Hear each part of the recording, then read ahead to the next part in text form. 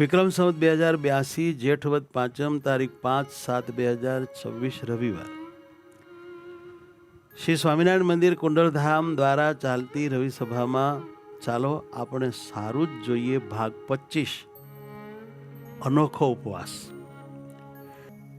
કેવો અનોખો ઉપવાસ?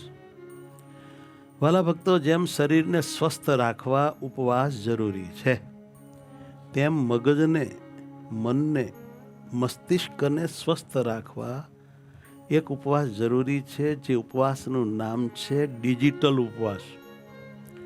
નવી દુનિયાનો નવો ઉપવાસ. શરીરને સ્વસ્થ રાખવા જરૂરી છે ઉપવાસ. હે શરીરને સ્વસ્થ રાખવા જરૂરી છે ઉપવાસ. નેત્રોપથી વાળા તો સર્વ રોગની દવાને ઉપવાસ જ કહે છે. અને આપણને બી અનુભવ છે. શરીરમાં થોડી ઘણી કસર જણાતી હોય, એક ટક જમવાનું છોડી દો, તમે બીજા દિવસે હતા એવા તાજગી અનુભવો. જ્ઞાન મન સ્વસ્થ રાખવા ડિજિટલ ઉપવાસ ખાસ. ડિજિટલ ઉપવાસ ખાસ. બહુ ગમે નહીં કરવો આ ઉપવાસ, પણ જરૂરી છે. આપણે એક સ્ટોરી લેવાની છે. પણ કોણ સંતો હતા અહીંયા ચોકમાં? મને એક છોકરો મળ્યો, અહીં કદાચ બેઠોય છે. મને કે મારે વહેલા ઉઠાતું નથી. ગુરુજી આશીર્વાદ દો, વહેલા ઉઠે. ધ્યાન શિબિરમાં જોડાવાતું નથી, હવાની કથા સંભળાતી નથી, બહુ પ્રોબ્લેમ છે. એટલે મેં એને કહ્યું, વહેલા નથી ઉઠાતું એનું કારણ શું? તો કે નથી ઉઠાતું. મેં કહ્યું, સાંજે હુઈ કેટલા વાગે જાશો? મને કે મોડું થઈ જાય. મેં કીધું સાંજે મોડું થઈ જાય પછી ઊંઘ પૂરી થાય નહીં, વહેલા ઉઠી શકાય નહીં. એ બહુ સ્વાભાવિક છે, બધાને સમજાય એવી સીધી સાદી વાત છે. મને કે મારે સાંજે વહેલા નથી હોવાતું. મેં કીધું સાંજે વહેલા શું કામ નથી હોવાતું? તારો કોઈ ધંધો એવો છે, કોઈ મુશ્કેલી છે? ના કે ના એવું કાંઈ નથી. તો મને કે મોબાઈલ મને કે. મેં કીધું આમ કેટલા વાગે હોત? મને કે કાંઈ નક્કી જ નહીં, 12 વાગે ને 2 વાગે. પછી ભઈલા મેં કીધું સવારે ક્યાંથી જગાય? ક્યાંથી જગાય? બહુ સીધી વાત છે. મોબાઈલમાં જેવું તેવું જોયું હોય અને એની જે અંદર લાઇટ આંખમાં ગઈ હોય અને લઈને મગજ એવું ડિસ્ટર્બ થઈ ગયું હોય કે તમે મોબાઈલ વગેરે બંધ કરીને હુવો તોય કેટલી વારે ઊંઘ ન આવે. અને ઊંઘ આવે તે પણ જેવી તેવી વિચારોવાળી આવે, સપનાવાળી આવે. મીઠી ડીપ સ્લીપ તમને અનુભવાય જ નહીં. બહુ મોટી મુશ્કેલી છે આ. મને કે હવે મને વહેલા ઉઠાયું. મેં કહ્યું ભલા માણા, વહેલા તો ઉઠાય, વહેલા હુવો તો.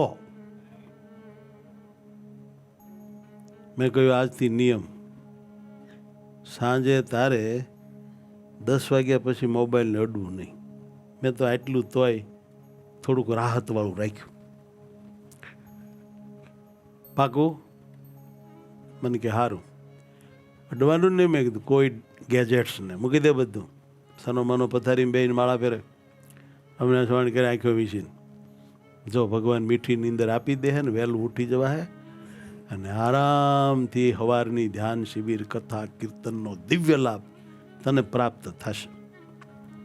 તો કે સારું કરીશ. હવે ખબર નહીં કરે કે ન કરે. હા, એવી જ આ વાત છે. ઘનશ્યામભાઈ એક જૂના અને નિષ્ઠાવાન સત્સંગીઓ આપણા હારા. હવે આજે તેઓ ભારે હૈયે સંત પાસે બેહવા ગયા. એમની આંખોમાં એક મૂંઝવણ હતી. આમ બિચારા જરાક શોકાતુર છે, મનમાં થોડી અશાંતિ હતી. ઘનશ્યામભાઈ હાથ જોડીને કહ્યું, સ્વામી મારે એક મોટી મૂંઝવણ છે. શું ભાઈ? ધ્યાન સ્મરણ વર્ષના આટલા મહિના વહી ગયા, મારે ધ્યાન ભજન બરાબર થતું નથી, ધ્યાન સ્મરણમાં જોડાવાતું નથી.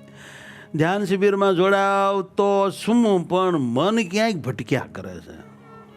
કાં તો ઊંઘી જાઉં છું. સરસ ધૂન કીર્તન હાલતા હોય ને, મને ઊંઘ આવી. મને લાગે છે કે મારા કાંઈક પૂર્વભાવના મને પાપ નડતા હશે, કોકનો દ્રોહ થઈ ગયો હશે, કાંઈક મારે છે ને લોચો છે.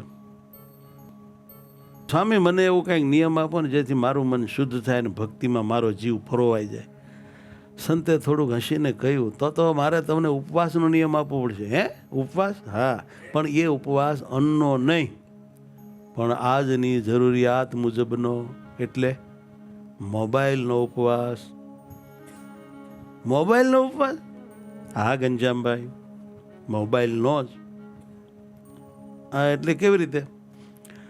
જો ઘનશ્યામભાઈ, સાંજે નોકરી ધંધા પરથી ઘરે જાઓ એટલે મોબાઈલને એક બાજુ મૂકી દેવાનો. એક બાજુ. રાત્રે 7 વાગ્યા પછી તમારા ઘરના કોઈ પણ સભ્યોએ મોબાઈલ વાપરવાનું નહીં. આ સ્વામી બહુ કડક છે. હાથ એટલે વાત પૂરી. કોઈએ નહીં વાપરવાનો, હુતો હુતી વગેરે. લ્યો નિયમ. અને સાંભળો, મહિનામાં એક રવિવારે આખો દિવસ આ પ્રમાણે હાવ ફોન બંધ રાખવાનું તમને નિયમ. પણ સ્વામી આ નિયમ અરે પડે ને. આપણા કેશુભાઈ ગોટી હળિયાદવાળા છે ને, એ રવિવારે આખો દિવસ મોબાઈલને અડતા જ નથી. મને એણે કીધું ક્યારેક કોઈ એવી અગત્યની મારા માથે જવાબદારીનું કામ હોય તો આ ન પડે, બાકી રવિવારે હું એકાંતમાં આવ્યો જ જાઉં. મને તે દિવસે અડવાનું જ નહીં આખો દિવસ. એમ પાળે છે કોક? અરે પાળનારા છે તો પાળે, કોઈ ન પાળી શકતા હોય તો આપણાથી ન પડે, જો કોઈક પાળતા હોય તો આપણાથી પડે.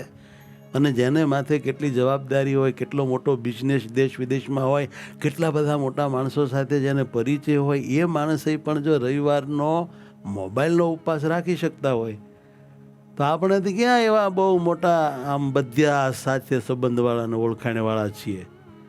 પણ રાખવું ન હોય આપણે, અને એના ફાયદાનું ભાન ન હોય, લાભની ખબર હોય તો કરવાનું મન થાય. જાઓ, તમને રવિવારે તો આખો દિવસ મોબાઈલનો ઉપવાસ કરવાનો નિયમ. આ નિયમ પાળશો તો તમારા બધા પ્રોબ્લેમ સોલ્વ થઈ જશે. ભાઈ, આપણને ખબર નથી, ઇન્ટરનેટનું કનેક્શન થોડી વાર માટે ડિસ્કનેક્ટ કરીને જુઓ તો ખરા. જુઓ, તમને પ્રકૃતિ, પરિવાર અને પરમાત્મા સાથે કનેક્ટ થવાનો અદ્ભુત આનંદ મળશે. ઘનશ્યામભાઈને આશ્ચર્ય તો ઘણું થયું, પણ હવે સંતની આજ્ઞા હતી ને, સંતમાં હેત હતું, નિષ્ઠા હતી પાકી સંતોમાં, એટલે આજ્ઞા માથે ચડાવી. ઘરે ગયા, પરિવારને બધાને ભેગો કર્યો અને વાત મૂકી.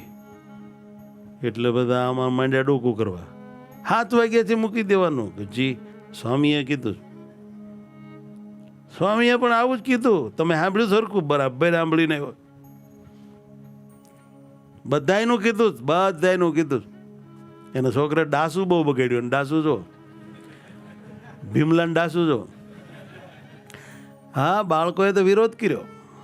બધાને થયું કે આ તે વળી કેવો નિયમ. પણ ઘનશ્યામભાઈ બહુ પ્રેમથી સમજાવ્યા કે આપણા સંતો કોઈ દે આપણું બગડે એવો નિયમ ન દે. બેટા, આમાં બધું સારું જોઈએ. આપણા સંતો 100 માં કરતાંય વધારે કહેવાય. ડાયો થઈ જા. સંતો કેમ કરીએ સુખી થઈએ? ઓ ડાયો, હાલો થોડા દિવસ જો તો ખરા, આપણામાંથી કોઈ મોબાઈલ વિના મરી જાય તો આપણે પાછો મોબાઈલ વાપરવાનું શરૂ કરશું. બરાબર છે? પછી તો બધાએ હા પાડી. પ્રથમ તો 2-3 દિવસ અઘરું લાગ્યું. 7 વાગે એટલે બધાના હાથ આપોઆપ ફોન તરફ ખેંચાતા. વારંવાર સ્ક્રીન ચેક કરવાની તરફ લાગતી. ઘનશ્યામભાઈ પાકા બહુ ને, બધાના ફોન લઈને એક ડબલામાં નાખી દે ને પછી તાળું મારીને ચાવી પોતા પાસે રાખે. હા, ક્યારેક તોકને થોડી રાતે બહુ તરફ લાગે તો ઊભો થઈને આમ ડબલે જાય કરો, પણ ત્યાં તાળું હોય એટલે પાછો સૂઈ જાય. આમ થોડા દિવસ તો ભાઈ થોડું સૂનું લાગતું. સમય પસાર કરવો મુશ્કેલ થઈ પડ્યો. ઘનશ્યામભાઈને પણ અકળામણી થતી હો કે કોઈનો અગત્યનો મેસેજ તો સાલો ધંધા વગેરેનો નહીં આવે ને. કોઈને કાંઈક એક્સિડન્ટ થયું હોય ને એનો સમાચાર આપણે ન જોઈએ તો ન મળે તો પછી મુશ્કેલી થાય ને. આવું બધું મન ઉઠા ભણાવતું હતું. પણ સંતમાં શ્રદ્ધા હતી હો કે સાધુએ કીધું છે એટલે પૂરું એમ જ કરવું છે. પછી જેમ જેમ દિવસો વીતતા ગયા તેમ તેમાં મોબાઈલ ઉપવાસના ચમત્કારિક પરિણામો દેખાવા લાગ્યા. એના ફાયદાઓ આમ આમ જો આમ હાથમાં માંડ્યા આવો. સોશિયલ મીડિયાની નકામી રીલ્સ નીકળી ગઈ, નકારાત્મક વિચારો ગાયબ, સતત આવતા નોટિફિકેશનના ઘોંઘાટથી મન મુક્ત થયું. હા, મગજનો થાક ઉતરવા લાગ્યો સાહેબ. અદ્ભુત માનસિક શાંતિનો અનુભવ થયો અને એવી મીઠી નિંદરનો સ્વાદ આવ્યો સાહેબ. અને સવારે જાગે તો ઊંઘ પૂરી થઈ ગઈ હોય ને, ટબ્બા જેવા તાજા થઈ ગયા હોય, ફૂર્તિ વર્તે કે એનું કામો, એવું મન ભગવાનમાં લાગે ને જાગતાની સાથે એવો પ્રભુમાં પ્રેમ થાય. અરે વાહ વાહ, જાદુ ચમત્કારી હો ભાઈ. જ્ઞાન ડિજિટલ ઉપવાસથી ગયો મગજનો થાક, જ્ઞાન ડિજિટલ ઉપવાસથી ગયો મગજનો થાક, મનની અદ્ભુત પ્રિય શાંતિ અનુભવાણી અથાગ, હે અનુભવાણી અથાગ. જો સાંભળો, ભગવાનમાં ચિત્ત ત્યારે જ લાગે, ભગવાનમાં ચિત્ત ત્યારે જ લાગે જ્યારે મનમાંથી દુનિયાભરની નકામી માહિતી અને રીલ્સનો બોજ ઉતરી જાય. એનું શું આપણે કામ હોય જીવનમાં? આમ તો માથામાં બોજ લઈને ભરીએ, પછી ભગવાનમાં ચિત્ત ક્યાંથી ચોટે?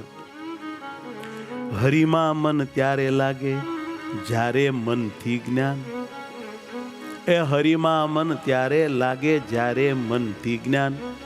જગની ડલ રીલ માહિતી, જગની ડલ કેવી? હા, ડલમાં ડલ. જગની ડલ રીલ માહિતી ઉતરી જાય નિદાન, મનથી ઉતરી જાય નિદાન. ત્યારે પછી ભગવાન અરે ઓત પ્રોતતા થઈ જાય હો. અરે ભાઈ, આખા પરિવારમાં બહુ મોટો બદલાવ આવ્યો.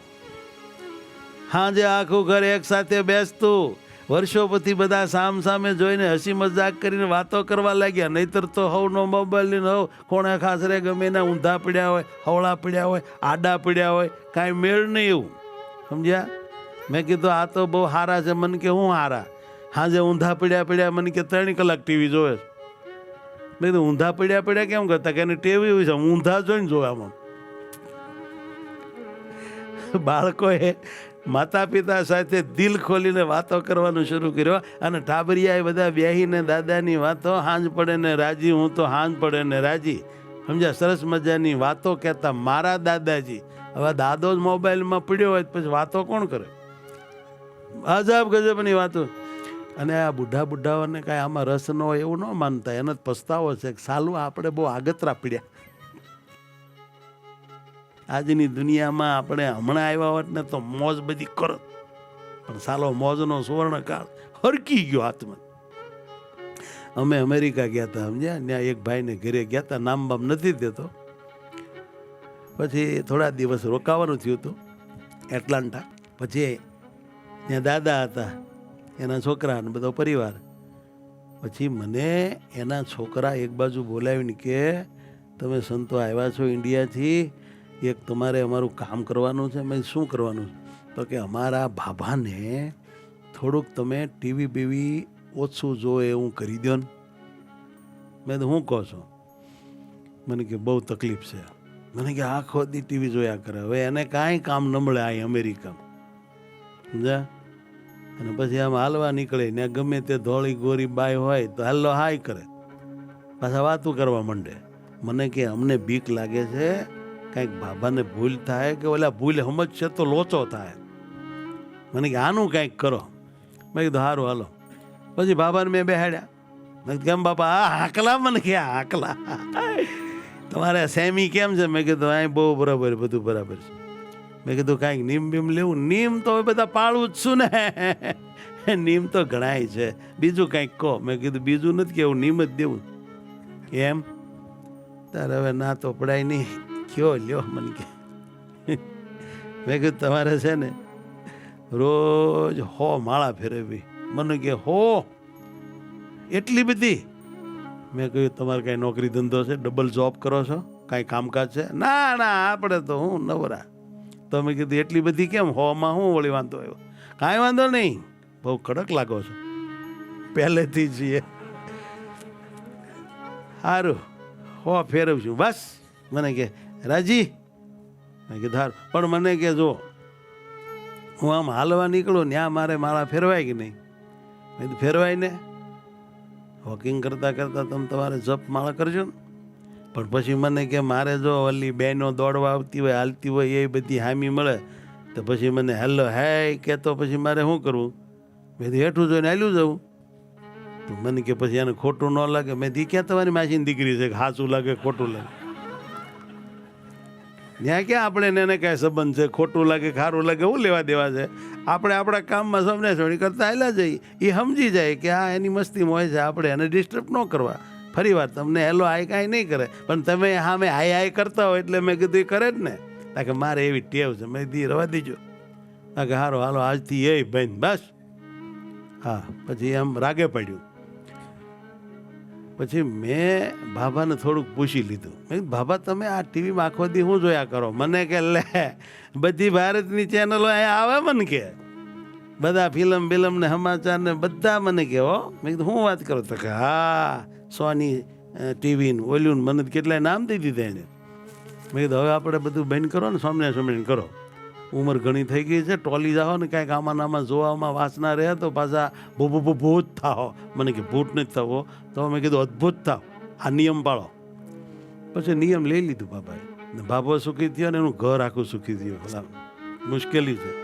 એક બાબા ત્યાં પાર્કમાં બેહવા ગયા છે, સમજ્યા? હવે કાંઈ નહીં જોઈ લો એવું બધું ચમક દમક જોઈને હેલો હાય કરવા ગયા, એમાં ભૂલ પડી. તે ઓલી બાઈએ સીધો પોલીસને ફોન કર્યો. This is danger case. Police આવીને પકડીને લઈ ગઈ કે આના જો હું છો? તો કે આઈ એમ ઇન્ડિયન. કાં રહો છો? એના છોકરાને બોલાવ્યા કે આને કંટ્રોલમાં રાખજો ને દંડા મારવા પડશે. એમાં આવું થાય, લોચા પડે. માટે ઘનશ્યામભાઈના ઘરમાં શાંતિ છવાઈ ગયો. બધા એને આનંદ થઈ ગયો. બધાને વહેલા હોઈ જવાનું અને વહેલા હોઈ જવાના ફાયદાઓ અનુભવવાનો. રાતે વહેલા સુઈ જતા વહેલા ઉઠતા જ્ઞાન. રાત્રે વહેલા સુઈ જતા વહેલા ઉઠતા જ્ઞાન. હે રાતે વહેલા સુઈ જતા ને વહેલા ઉઠતા જ્ઞાન. રાત્રે વહેલા સુઈ જતા ને વહેલા ઉઠતા જ્ઞાન.